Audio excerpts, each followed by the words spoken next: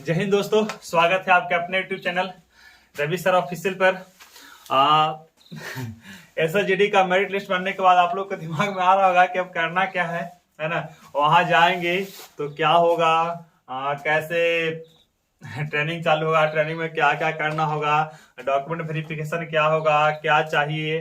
तो जितनी भी परेशानियां हैं, जितनी भी दिमाग में भ्रम घूम रहा है, सब आज मैं दूर कर दूंगा। देखिए, बहुत पहले तो बहुत बहुत धन्यवाद, बहुत बहुत कि आप मेरे चैनल को सब्सक्राइब कर चुके हैं और आपके लिए बहुत सारी बधाई, बहुत शुभकामनाएं कि आपका सिलेक्शन एसएसजीडी में हो गया है और अब आप हमारे फौज का सदस्य बन चुके हैं, हमारा परिवार बन चुके हैं। तो देखिए, बहुत अच्छा जॉब है। कोई वैसा जो लोग हम लोग जानते हैं कि फौज में गए तो ऐसा होगा वैसा होगा, है ना। फौज है तो भाई जाने से पहले ही सबसे पहले तो अपने दिल में एक जज्बा होता है कि हमको फौज में जाना है। ऐसे ही नहीं हो पाता है, सब कोई फौज नहीं बन सकता है ना, सब कोई फौज नहीं बन पाएगा। इसके लिए बहुत मेहनत करना पड़ता है। पहले तो होता था कि शारीरिक मेहनत करके आदमी फौज में चला जाता था, लेकिन अब क्या है कि शारीरिक के साथ साथ उसको पढ़ना भी पड़ता है। एग्जाम में ऐसे क्वेश्चन आते हैं, एग्जाम टफ हो चुका है ना। तो बहुत इसमें किसी भी चीज में जॉब सिलेक्शन हो जाए, है ना, बहुत अच्छा है। चलिए, जिसको तो ऐसे फौज ये सब मिला है बहुत ही अच्छा है, लेकिन भाई कोई भी जॉब अच्छा है, फौजी ही होता है। तो हाँ, आपका जल्दी से जल्दी ज्वाइनिंग हो जाएगा।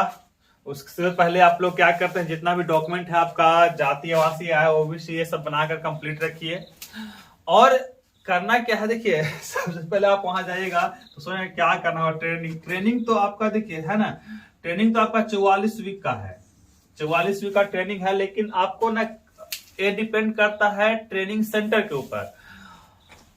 ट्रेनिंग सेंटर में जाइएगा तो कहीं कहीं होता है कि 0 से लेके 6 वीक आपको बेसिक ट्रेनिंग चलता है, जो आपको ट्रेनिंग में काउंट ही नहीं होगा। कहीं कहीं 0 से लेकर 3 वीक चलता है, कहीं कहीं स्टार्टिंग में शुरू से ट्रेनिंग चालू करता है। सर में अलग अलग है, एसएस में अलग प्रोसेस है, सीआई से अलग है, सीआरपीएफ में, है ना, इस तरह से प्रोसेस अलग अलग है थोड़ा।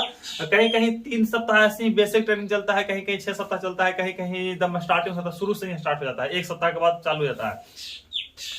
अब बोले सर बेसिक ट्रेनिंग क्या है, मतलब कि इसमें ना आपको काउंट नहीं होगा, इसमें आपको फौज के सारे नियम तरीके बताए जाएंगे, ड्रिल करने का तरीका, सुबह जगने का टाइमिंग परफेक्ट। मतलब आपको ये 6 सप्ताह में या 3 सप्ताह या 1 सप्ताह जो आपका बेसिक ट्रेनिंग का टाइम लेगा, उसमें आपको एकदम पूरी तरह से फौजी के नियम कानून में एकदम ढाल देगा, है ना। ऐसा तो हम लोग फौजी के नियम कानून में ढल ही चुके हैं। हम लोग क्या 4 बजे जग जाते हैं, तो वहां भी 4 बजे ही जगना होता है।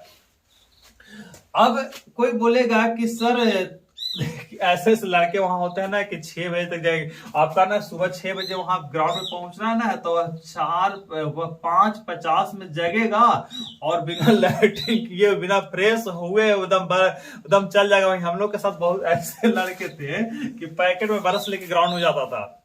तो ऐसे सब मिलते हैं जो लोग मेहनत किए हैं। देखिए, जीडी में क्या है ना कि आप पढ़ा लिखा लड़का चला जाता है। इसमें फौज में ज्यादा पढ़ा हुआ लड़का का कोई जरूरत ही नहीं है। अब बोला सर आप कैसे चले गए इस पर भी एक वीडियो बनाएंगे, है ना। मतलब फौज जो है ना, फौज में मेहनती लड़का चाहिए, मेहनती, जो शारीरिक रूप से एकदम पूरा फिजिकल फिट हो एकदम। अब देखिए, फौज में होता है कि यहाँ जाने के बाद ना उसको आदत रहता है 6 बजे जगने का, वहां 5 बजे जाएगा तो दिक्कत हो जाएगा। तो आपको जगना कितना है, 4 बजे, वो टाइम के अनुसार वहां जग जाएगा, कोई दिक्कत नहीं है। अब देखिए, पहले तो आप जाइएगा अपने ग्रुप सेंटर में, जीसीओ में, है ना, सभी अलग अलग जीसीओ में जाइएगा। तो सबसे पहले तो आपका होगा थंबनेल, है ना। पहले आपका पूरा वहां डॉक्यूमेंट लेगा, डॉक्यूमेंट जो आपको दिए हैं वही लेगा। मैट्रिक के है तो मैट्रिक, ग्रेजुएशन है तो ग्रेजुएशन, आईएससी है तो आईएससी।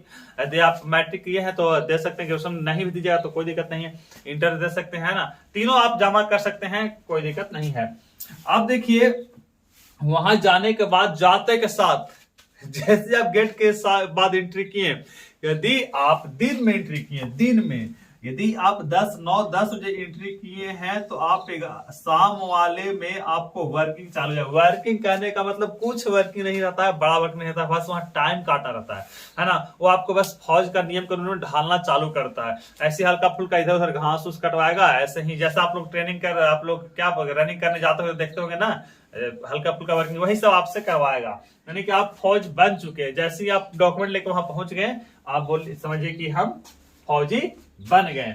उसके बाद हेयर कट होगा, डॉक्यूमेंट वेरिफिकेशन होगा, और आपका जैसे थंबनेल लग गया, थंबनेल जैसे आपका लग गया, मेडिकल भी होगा, है ना। मेडिकल होता है हल्का फुल्का मेडिकल, कोई बोला सर फिर से मेडिकल होगा, है ना। नॉर्मल मेडिकल होता है, कोई दिक्कत नहीं। आप मेडिकल पहले से ही फिट हो चुके हैं, सरकार आपको फिट कर चुका है, आप सरकार की नजरों में एकदम परफेक्ट हैं। बस वहां ऐसे हल्का फुल्का बीपी वगैरह ऐसे चेक करेगा, और उसके बाद जैसे आपका थंबनेल लगा, आप फौजी बन चुके हैं, है ना।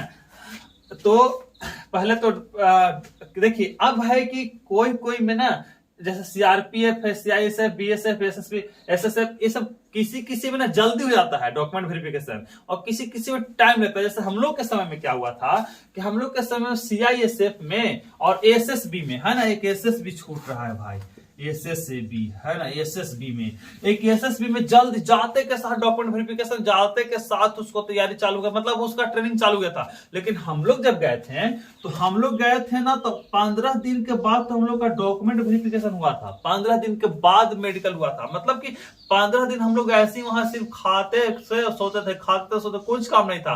15 दिन सिर्फ खाना सोना, खाना सोना, खाना सोना, और कुछ काम ही नहीं था। 15 दिन के बाद हम लोग कहते गलती था, है ना, क्योंकि जब जितना जल्द आपका वहां डॉक्यूमेंट वेरिफिकेशन, जितना जल्द आपका थंब होगा ना, उतना जल्दी आपका पेमेंट चालू हो जाता है ना, उस दिन से आपका पेमेंट चालू होता है। तो ये हम लोग का सीआरपीएफ पे ना चालू नहीं किया था, हम लोग 15 दिन के बाद किया था। लेकिन जैसे ही आप जाइएगा तो हो जाता है चालू। और उसके बाद आपका हेयर कट होगा, उसके बाद मेन है आपका थंब, है ना, ये आपका लग गया तो आपका सब चीज चालू हो गया, सही हो गया।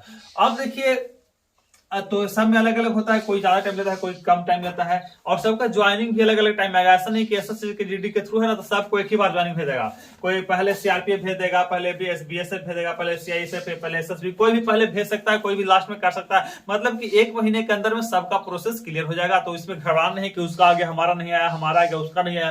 तो इसमें कोई गलतफहमी नहीं पालना है कि हमको नहीं हुआ, हमारा कितना लोगों का था कि पोस्ट ऑफिस में रख लिया, ऐसा कोई बात नहीं है। उसके पास इतना औकात नहीं है कि वो आपका ज्वाइनिंग लेटर रख सकता है। तो आएगा, है ना, थोड़ा सा समय के साथ इंतजार कीजिएगा, आ जाएगा आपका सभी का। बस आप डॉक्यूमेंट क्लियर करके रखिए और अपना बैग में सामान भर के बस तैयार रखिए, बस आया और लेके चल जाइए। अब होता है कि देखिए, मान लेते हैं कि आपका लास्ट तारीख दे दिया है कि मान लेते हैं कि 3 जनवरी आपका दे दिया लास्ट टाइम, कितना तक आपको ज्वाइन करना है। तो जिस दिन से आपके पास ज्वाइनिंग लेटर आया, उस दिन से 3 जनवरी तक आप कभी भी जाके ज्वाइन कर सकते हैं। अब कोई बोला है सर हमारे घर में कोई इमरजेंसी आ गया, हम नहीं गए, तब पर भी कोई दिक्कत नहीं है। यदि आप 3 जनवरी तक ज्वाइन नहीं कीजिएगा ना, यदि आपके घर में कोई मानते हैं बहुत ही इमरजेंसी आ गया कि आप नहीं जा सकते हैं, पहले तो ज्वाइन करने से बड़ा कोई इमरजेंसी है नहीं, क्योंकि हम लोग उसी के लिए तैयार कर रहे हैं।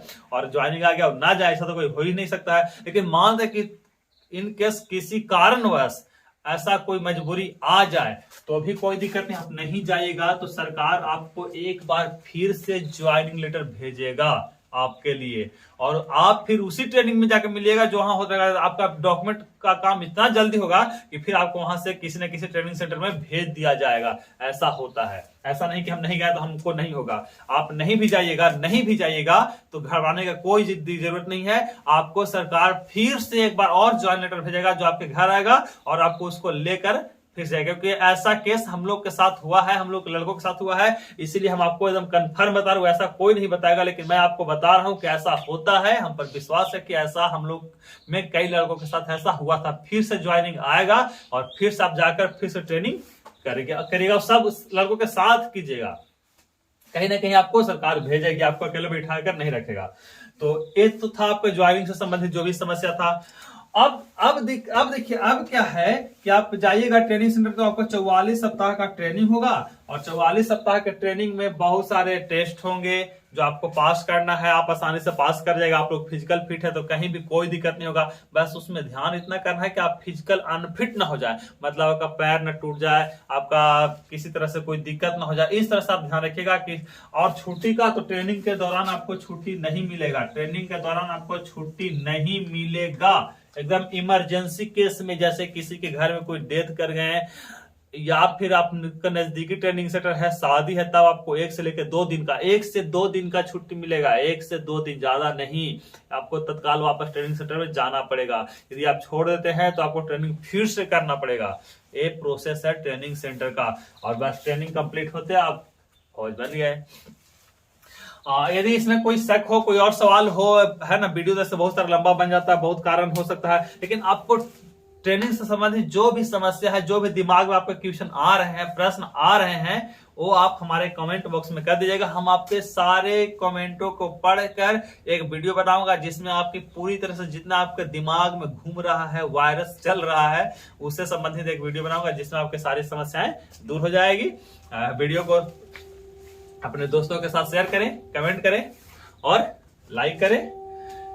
हमारे चैनल पर नए हैं तो सब्सक्राइब करें। फिर मिलेंगे हम अगले वीडियो में, तब तक के लिए जय हिंद।